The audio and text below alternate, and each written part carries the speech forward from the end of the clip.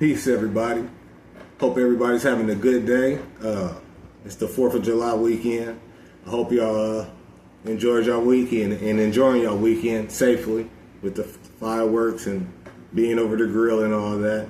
I just hope y'all have a safe, fun weekend. Hopefully, enjoy your family, friends. And today I want to make a video highlighting don't let one bad day ruin your progress and hard work that you put in to get where you are. Before I get into that, I want to talk about myself a little bit. My name is Jason. I'm 40 years old. I just turned 40 July the 1st. Yeah, I'm an old man now. I got some gray hairs. Seen my first gray hair on my chest today. So yeah, I'm definitely part of the 40 club now. But yeah, I just want to introduce myself, get y'all familiar with me, and tell you a little bit of my story, how I got here. I've been to prison twice, actually, and I'm not proud of it, but in a way, it saved my life and made me who I am today and got me on this path. I've been out 8 straight years since my second incarceration, and I'm proud of myself. But making this channel is really to keep people from going down the steps that I made. Hopefully y'all can learn from my mistakes, and hopefully I can give y'all some inspiration and challenge y'all to be a better person, for your family, for yourself, for the world, and for God. Because, God is the one, to put this on my heart, and He the one changed me. He helped me change myself. He helped me see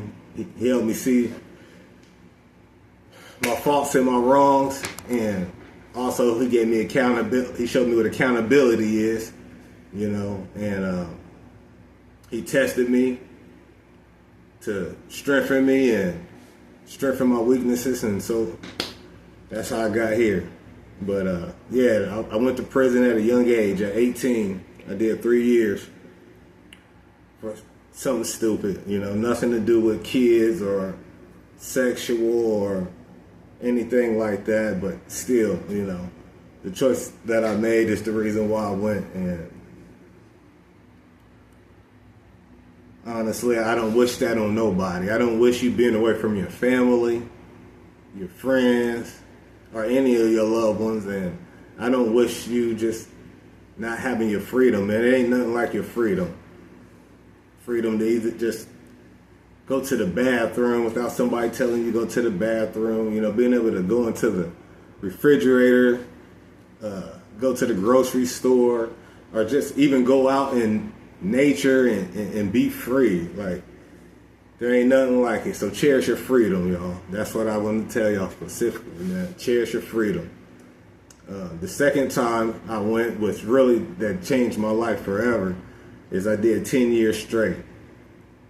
All behind chasing money, being in these streets, chasing women, basically not being myself, my true authentic self. I was trying to portray myself as something I honestly never been and wasn't. I never been a person that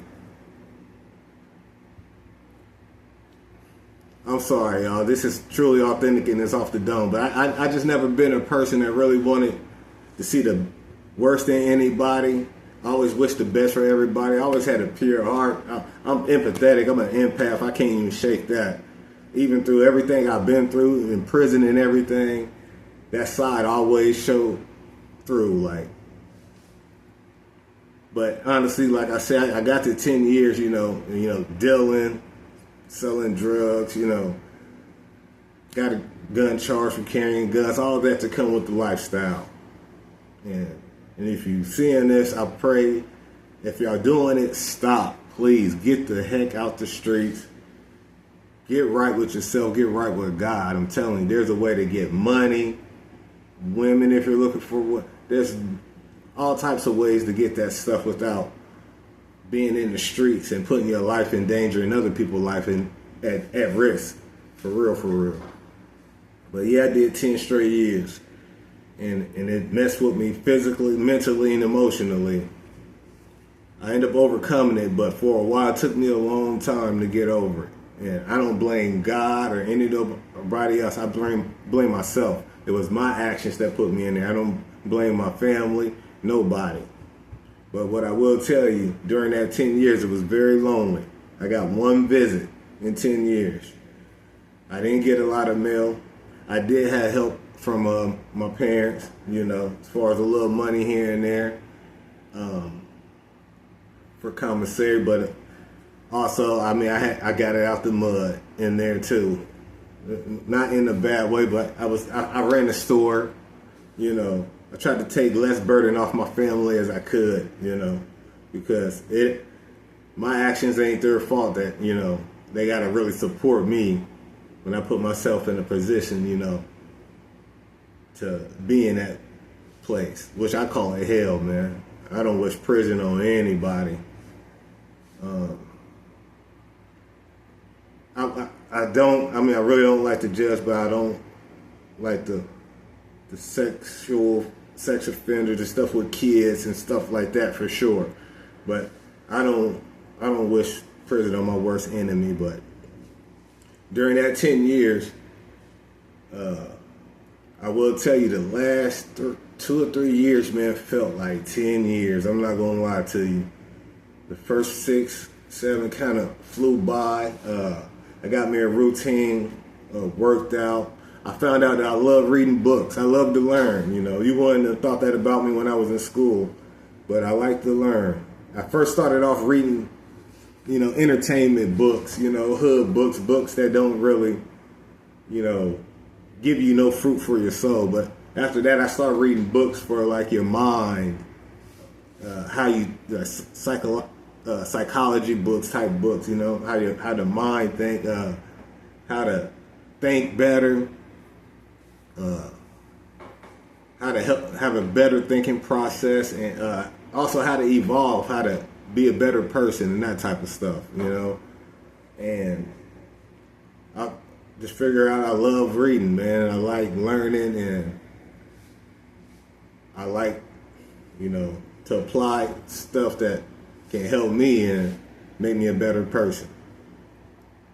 I've seen a lot of messed up stuff in prison, especially the second bit, the 10 years, that I wish I didn't have to see, violently and all around. And so if you checking me out, man, do what you can, man, to keep your freedom, better yourself, obtain knowledge, like do what you can, man. Because I wasn't perfect in there. Like, I didn't change to who I was before I got out to who I am now. I've been out, like I said, 8 straight years.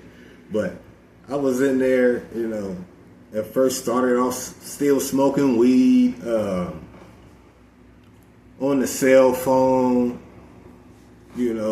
stuff that you really shouldn't be doing in there too. So as I got into the latter years of that 10 years, like my last 2 or 3 years, I start, like I said, reading books that helped me, being around people in there who was actually good people and had good conversations, people who wanted me to be better and not come back. Because some people I was in there with was never getting out, 40, 50, 60, 70 years,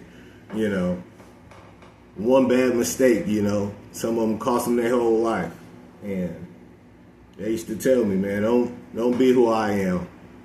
Don't go out there and make the choices I made, man. I see something good and you got a good heart. You just, you made your own choices. Don't be a bad choice maker, And I took that to heart. And now I'm out, and I always kind of been spiritual and didn't know it. But as I got out and tried to, do good and stay out of trouble, I got in a few relationships.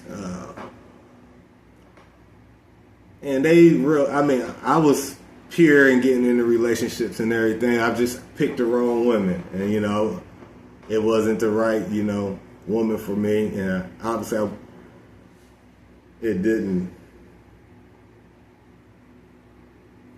My bad, y'all. I'm speaking from the heart. The relationship didn't. I learned the lesson from basically. I learned a lesson. I know what type of females that are good for me, the qualities and the characteristics and traits that I learned. That's what I learned. That I learned what I like and what I don't like. So it was definitely lessons in those relationships, and I wish those women nothing but the best, and don't have anything bad to speak on them about. But after that last relationship, I started doing some healing. You know how it is, the bad relationship. You gotta reset yourself, build yourself up and everything. And I start seeing angel numbers. And I didn't know what angel numbers were at the time, but I remember every time I was with my last ex. Matter of fact, I started seeing angel numbers when I was towards the end of the relationship with my last ex. And it would always be when I was like in fear, like mad, mad at myself. Like if I did something stupid and I got infuriated and stuff, I would always see 444. Like man, the first 3-4 times I didn't never think nothing of it. But towards it just kept seeing. I wasn't seeing no other numbers. And after that relationship, moving forward and everything, there was a situation. I don't know what it was, but I know I was in the energy of being like mad and super down on myself for just making a bad decision. Like I knew I could have done better and I seen it. And I said, you know what, man, let me see what this 444 is. And I looked it up, and I was like, wow. It's like basically saying, you're all right, you're okay, you're not alone. Your angels is with you. You got people, higher spirits and angels and stuff, looking out for you. You're not alone. And I was like, wow, so that kind of led me down to a rabbit hole a little bit. It's like, okay, let me see what's up with these angel numbers. But I started living life, working. My main thing still is not trying to go back to the prison. I'm trying to be a better person, somebody that society, could respect. And also I'm on probation at the time. So, I'm trying to do good. I'm not trying to go back. And I just start seeing different,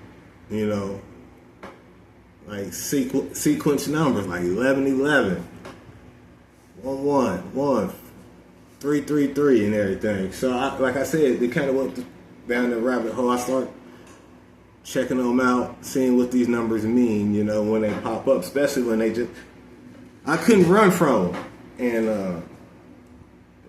And I got other stories and stuff when I can tell you back in the days. Now that I'm older, I can understand that God was protecting me, and there was a reason why I went through stuff, and I just didn't understand at the time. For me to get to where I'm at today, to have these videos, to want to help people, and I love helping people. That's like one of my favorite things to do. Like, it don't cost me nothing to do that. I can do that all day. But yeah, I start seeing that, there's a spiritual aspect to me that, I can't run from.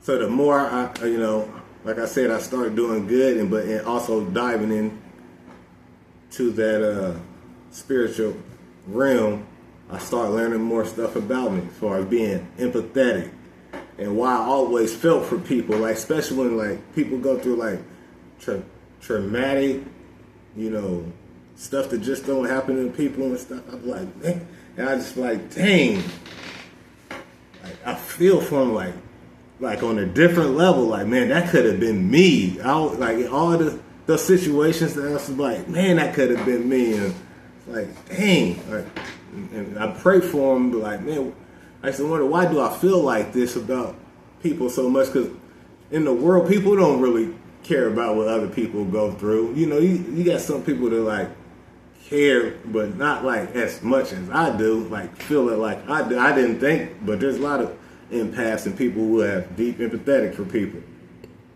But I was always going through stuff. So I used to be like, man, why? I'm going through stuff and my life is kind of like, you know, not too solid in foundation. Why I'm feeling for other people. It's just something, you know, I couldn't run from. So I kind of embraced it, you know. And I looked up what empathy mean and being empathetic mean, and, you know, how it can work for me, and kind of figured out. I mean, it turned out I like being empathetic. I like feeling for other people. That's why I like helping people. And yeah, but I start, you know, as I got deeper, you know, like I said, I've been out 8 years. I'm gonna say these last 5 years of me being out from doing that time, like around after COVID, it is where I really start working on myself and doing shadow work, like doing the work that nobody sees, you know. All the blood, sweat, and tears, you know, as far as like just trying to evolve and be the best version I can be and keep my energy high. And I start figuring out, you know, that I pick up other people's energy. And I didn't understand that. Like I go around like family or other outings when people will be there, and I'll be fine before I get there, especially if I was like aligned mentally, physically, and emotionally on, you know, on my stuff, eating right, not smoking and drinking. I'll be like, why would, after, you know, I go and be around those people, it's like, man, I come back and I'll feel so like different. Even if, you know, I had a decent time and, you know, I still would come back and, you know, be second guessing myself,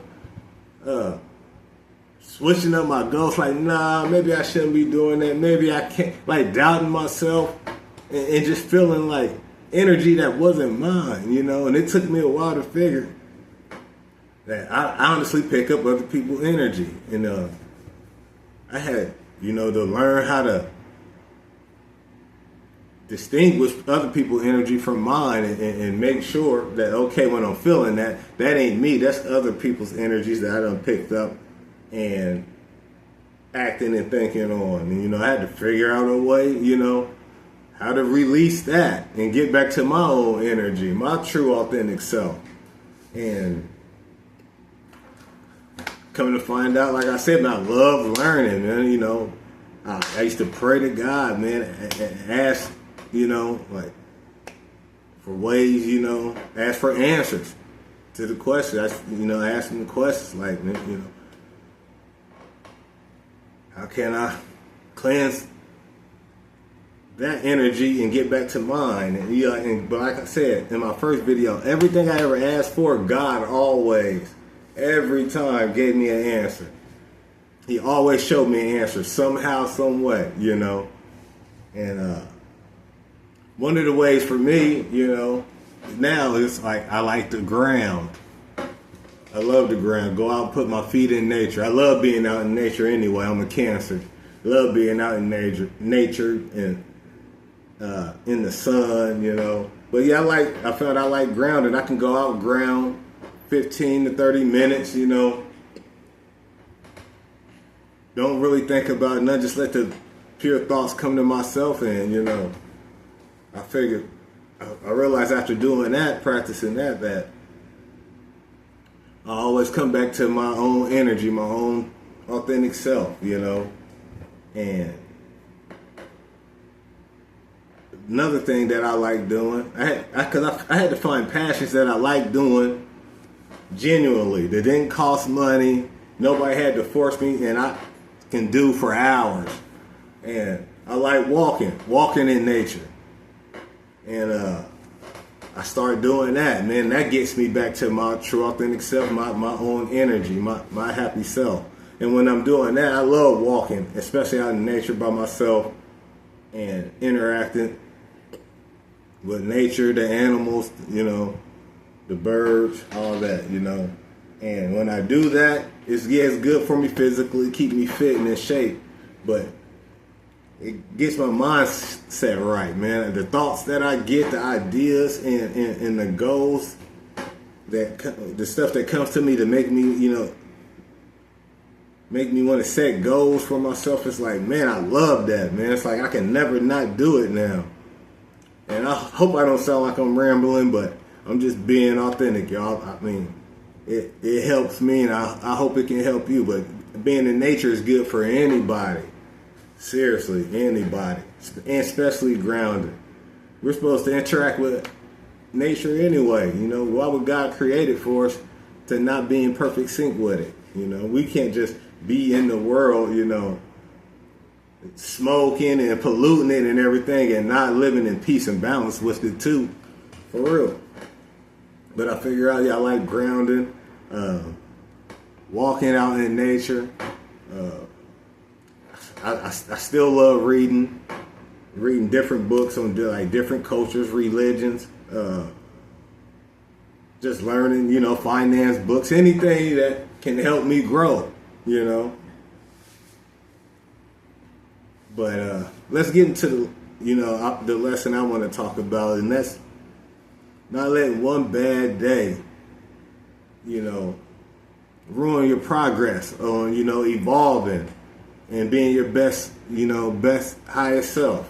Can't let one day tear you down. That's one way Satan gonna always try to get you, is when you're doing good, when you're aligned mentally, physically, emotionally, spiritually. That's when he really want to attack you his hardest. And he doing everything trying to bring back all your weaknesses that you worked on. He want to weaken your strengths, He want to take your power away. And I remember back in the day, I used to always get so down on myself, and like one bad day would turn into a week and turn into me thinking on it all day, every day, and always, it's like I could never get to release it when I wanted to, like immediately. It's like I always had to like dwell on it and it keep me down and that low vibration with, you do stuff that feels comfortable to you that's not really good for you, just to take your mind off of it, like smoking weed and eating, unhealthy foods, or partaking in stuff that you don't even really be down with, like going to the bar. Now, I'm not a bar person. I don't even like going to the bars or being around that type of crowd. I'm kind of a loner, but on this journey, I like being around people that I align with. And most people are on the internet that I find out that align more with me, that talk about the stuff that I talk about and also that I learn from. But yeah, don't let one bad day tear you down, tear your progress down. Don't let it take you back into those bad habits of smoking weed, drink all that stuff that keep you comfortable, but also keep you in that karmic loop of not growing. Because it's all about growth, And when we're our higher self and working on ourselves and doing what we need to do, we're growing. And that stuff promotes fear. When that bad day comes, that bad day can also turn into fear if you dwell on it and think on it and start overthinking and doing all that stuff. It turns into anxiety, depression, and stuff like that. We ain't got time for that, man.